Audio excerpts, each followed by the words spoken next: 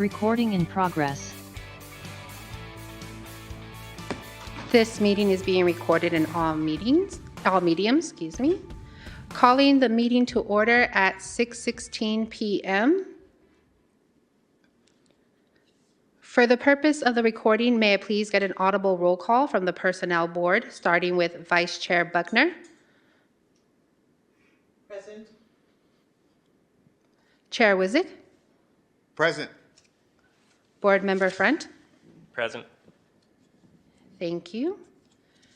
Moving on to item 2, agenda review. Any change of items? No? None. Moving on to item 3, statement of conflict of interest. Any conflict of interest on any of the items? No conflict. No. Moving on to item 4A, approval of minutes of the meeting of November 20th, 2024. We do have a comment from Cordell Hindler. That's me. So good evening, Chair Warzig, board members. I am Cordell Hendler, and I'm a Richmond resident. So I did listen to the recording of the meeting, and I was impressed by how it's detailed. So I'm like, it is so good to like check the recording. So I'm like, to make sure that I said everything correctly? And I'm like, I think the minutes should be approved, and because I listened to the recording of the meeting. So that's it.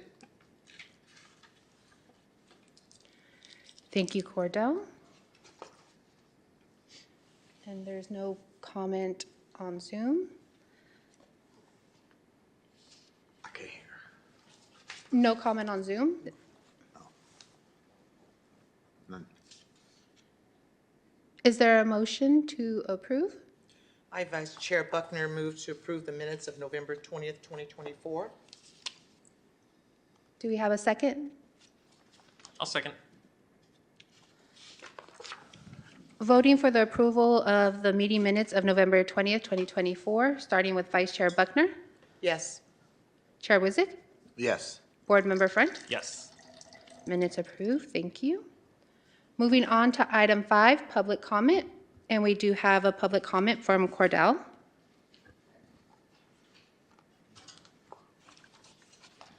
So good evening again, Chair Warzig, board members. I am Cordell Hendler, and I have a couple of agenda items for placement for the March 27th agenda. So what's being passed around is a Deputy Director of Economic Development and an Economic Development Specialist, because I'm bringing these items forward is because I have been in conversation with Nanette Beecham, the Director of Economic Development, and she says that that she's being stretched out, like, working, being in charge of all these divisions, and I'm like, she needs some additional help, because it's hard, like, when you're a head of a department, and I said I need additional staffing, because I looked at the City of Richmond's org chart, and the only two departments that do have a deputy is finance and the city manager's office, and I'm like, it's unacceptable.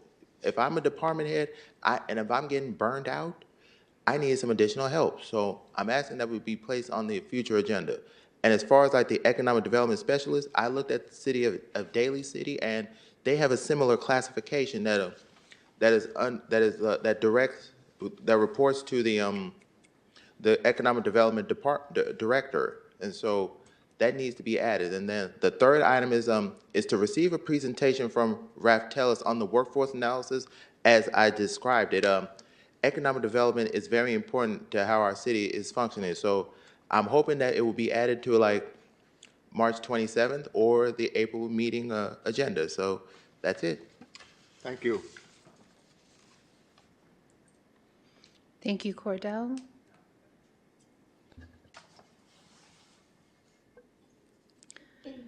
There are no items on the consent agenda, so moving on to item 7A, new business, discuss a nomination of and elect personnel board chair and vice chair.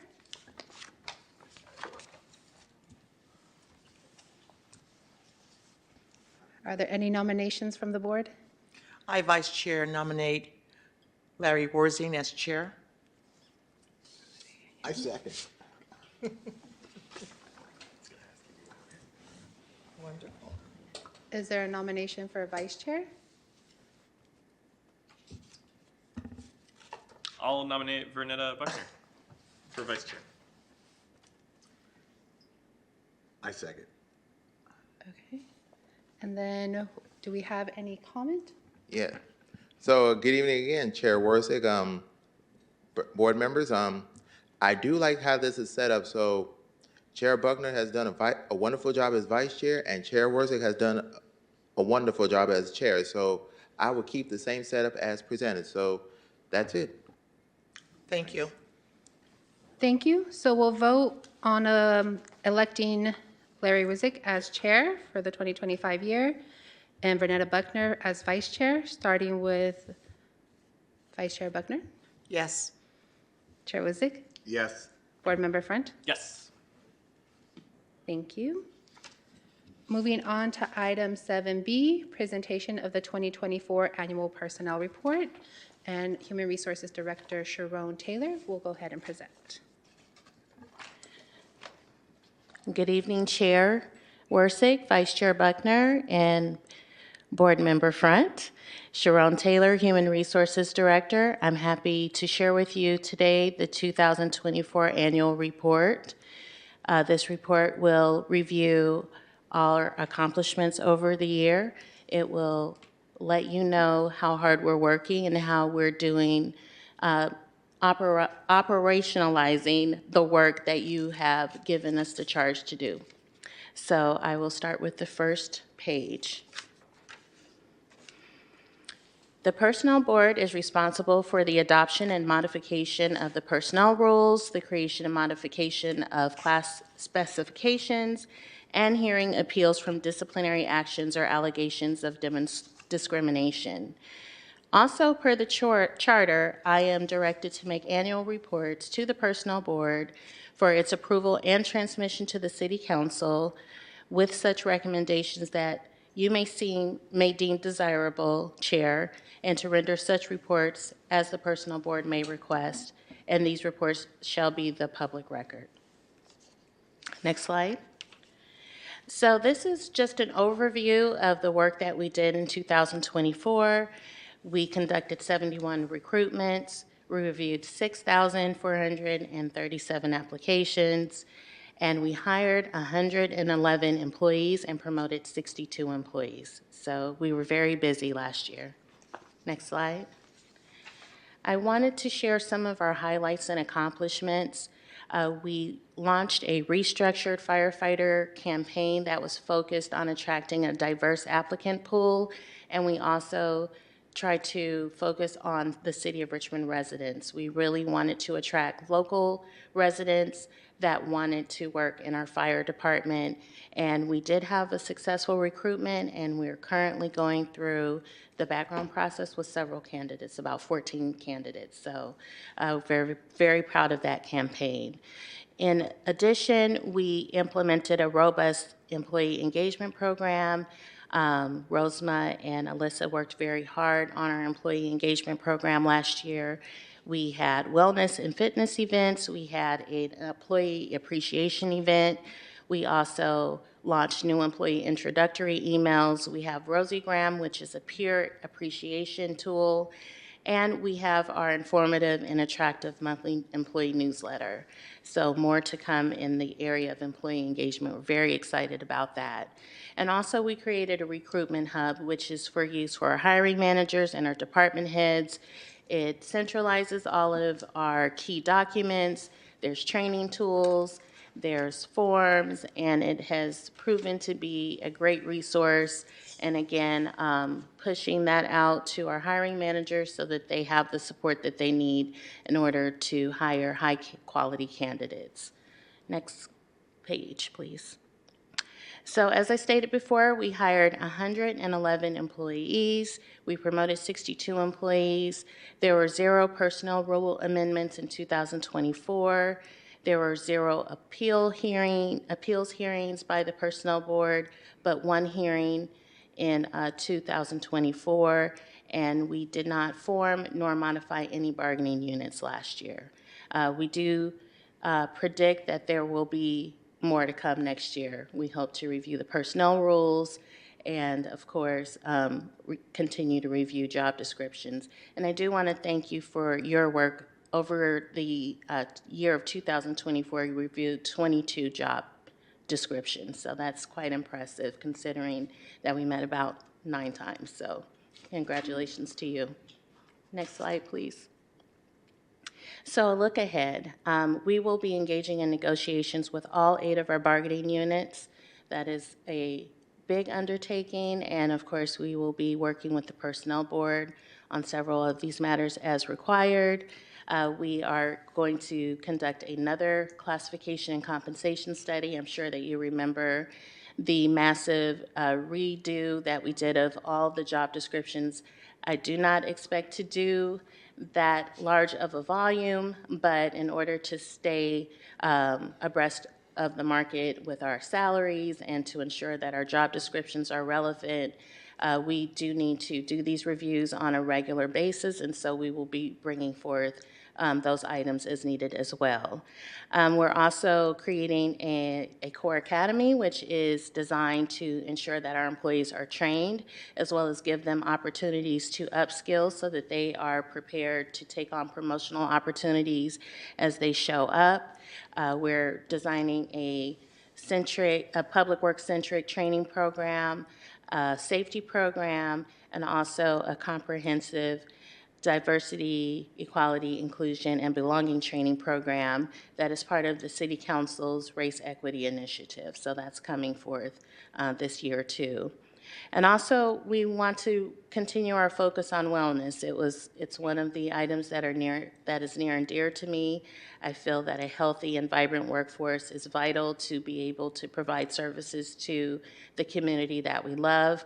So making sure that our employees have the support that they need, that their workloads are balanced, that they are able to use the employee assistance program, that they know about the program, and have mental health support as well as physical health-centric support is going to be one of our key initiatives in the upcoming year. Next slide. So I want to introduce you to your human resources heroes. We put the HR in hero. We represent over 125 years of City of Richmond experience. I have a wonderful team. We've employed several strategies to focus on employee recruitment, retention, accountability. We have clear goals to improve employee morale and wellness, promote stability, employee retention, provide training and workforce development, succession planning, and more. That will continue to be our goals as we continue in our quest to bring great service to our community. We have quite a few new hires here. I hope to bring them to one of our future personnel board meetings so that you can meet them. We have a new employee benefits analyst. That's amazing, Kim Duenels. Jasmine Brown is our new training manager. She is helping with the race equity work, along with several other new employees. So I hope to bring them to you at a later meeting so that you can meet them. Next slide. And so this is my thank you to you for taking your civic duty seriously, for volunteering your precious time to sit on the personnel board, and supporting us in the hiring of skilled and capable workforce that will implement the city's goals and objectives and serve our community. Your hard work does not go unnoticed, and really thank you so much for your commitment to our city. Thank you. Thank you. May I say something? Yes, please. You know, we look around at the troubles of other cities. All cities are struggling with things. But you know, sometimes I say, not our city. You know, this city, you know, people can complain about this or that, but you know, the nuts and bolts get done. And that's what makes a city run.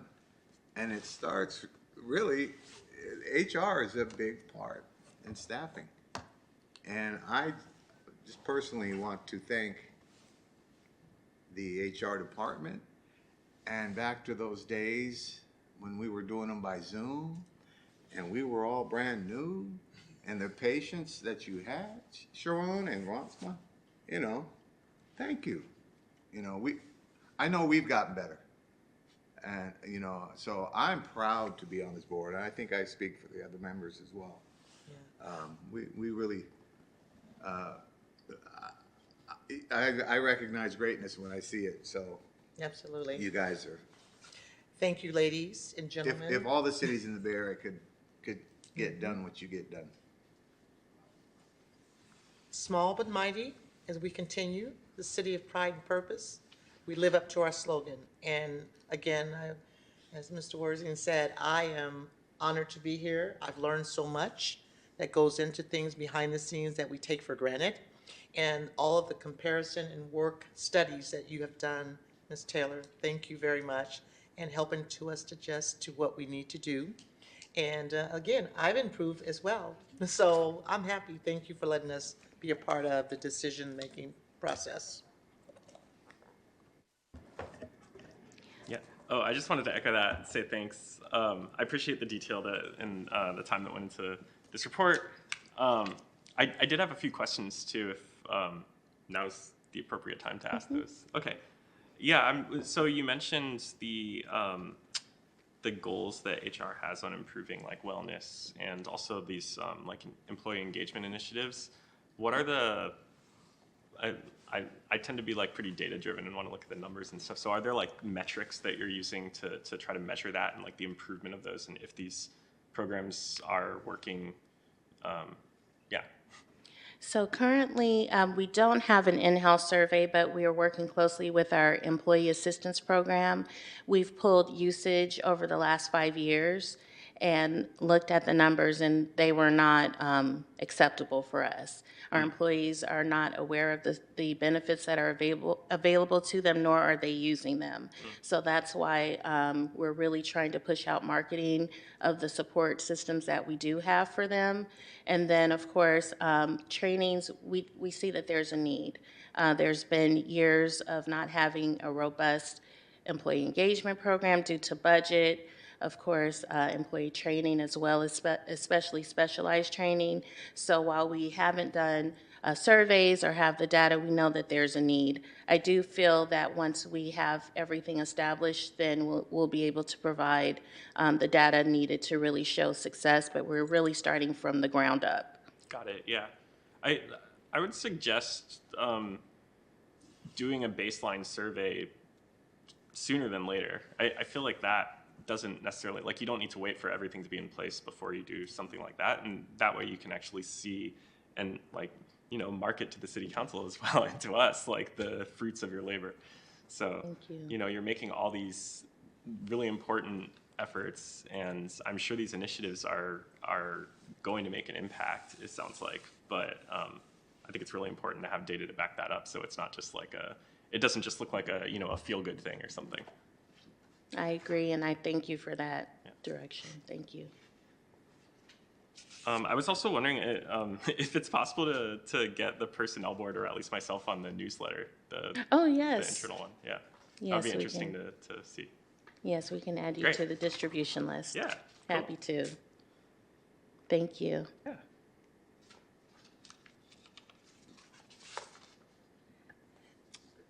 Oh, sorry. One other thing that that just popped into my mind when I saw the numbers of like the 6,400 applicants, the like 111 employees or hires. Does the city have like goals that are set annually for those things, or like do you kind of know going into the year like here's how many positions we're aiming to fill? I'm sure there's like some number out there. Yes. And then like do you kind of do like a sort of bottoms up like forecast type thing of saying, okay, like based on this many positions, like here's how many like applications we want to have for this role and this role, or maybe it's like a certain number per role that you want and then see how you're performing to that goal? So we do have a set number of positions. It's usually approved with the budget. We do make amendments throughout the year. Mm-hmm. So currently we have about 100 and I'll need to give you the exact number because I don't want to just throw a number out there, but we do have the number of FTEs that we have, which are the vacancies. There is a new law that we will have to do an annual report on vacancies and provide the type of data that you're talking about. Basically, the life cycle of a recruitment, how long it takes, how many applications, how many people end up on the employment list, things like that. So while it isn't something that has been built into our processes now, it's something that we're developing. But our average has been about 6,000. Last year, we took in about 6,000 applications as well. That is across the board for even our part-time positions, which are not counted in the number of FTEs or full-time equivalency positions that we have. But we're always, because of the civil service process, we need to ensure that people meet the minimum qualifications. And so a lot of those individuals are screened out. Yeah. But there has to be someone, one of our analysts, Rosema is one, and we have several others that have to actually look at each application and make that assessment. So Okay. it is, I guess, indicative of the type of work that goes into the recruitment process for our team. Yeah. I guess I would wonder, like, do you now or could you get to a place where you're, like, you look at the sort of the whole funnel view, I guess. So you could say, okay, like, we have this many applicants, this many were rejected, like this percent were rejected because they don't meet the minimum qualifications, and like this percent got interviews, and kind of like do it stage by stage sort of. And then I think it would be like really interesting and probably useful proactively to see that and understand like where are people falling out. Like, do we need more recruits overall, like more applicants overall, or do we just need more qualified applicants, or do we just need I don't know, like more people going to the interview stage or something like that, and then see like how that changes year over year. Yeah, we can definitely do that. The job market, for most of our positions, we do have positions that are hard to fill. We still have those types of positions, especially specialized or such as attorneys. They're very hard to find for a long time. Engineers were very hard to find. So, that is when we throw, a lot of marketing strategy to attract individuals. But for the most part, people are interested in working at the City of Richmond in city government. So we don't really have failed recruitments, but they do certainly happen occasionally. But definitely that data, I think, will be something that will be requested at some point and is important for us to know. So I will notate that and see if we can break down our numbers to give you that information as Yeah, well. I'd be really interested in seeing it. Yeah, thanks. And to kind of piggyback, if I may, with our recruitment, the numbers look really well. I mean, great work in promoting within the departments, 62, that's a good number. And the new hires, do we also have a track record on how many we lose as turnovers? That may be a part of the report that we may want to see as well, so that we're targeting those departments that may be higher in turnovers than others, and so we can kind of bridge it that way as well, put that data if possible. Definitely relevant information. Yes. Thank you. Thank you.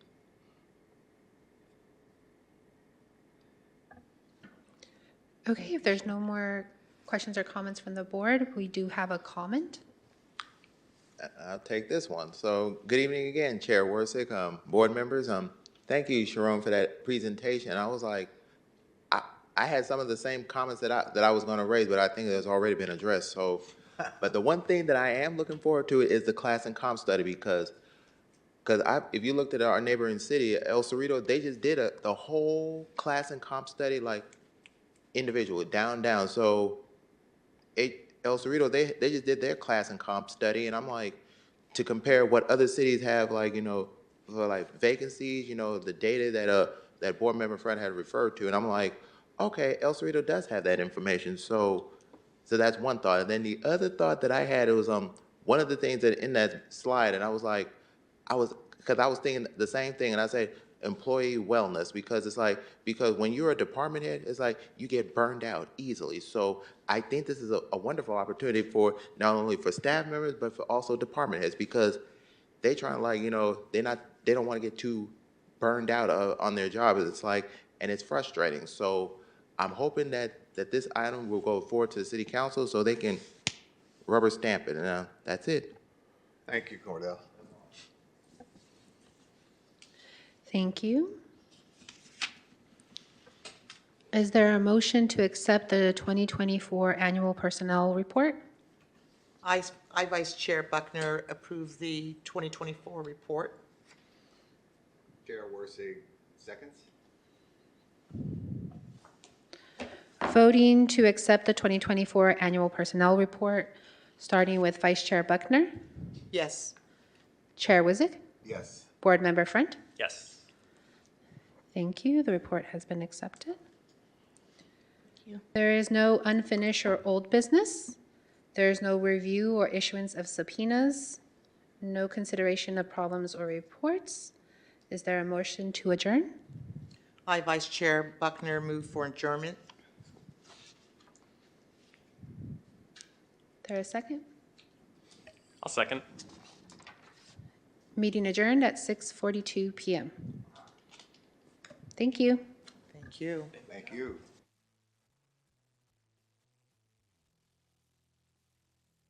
Recording stopped.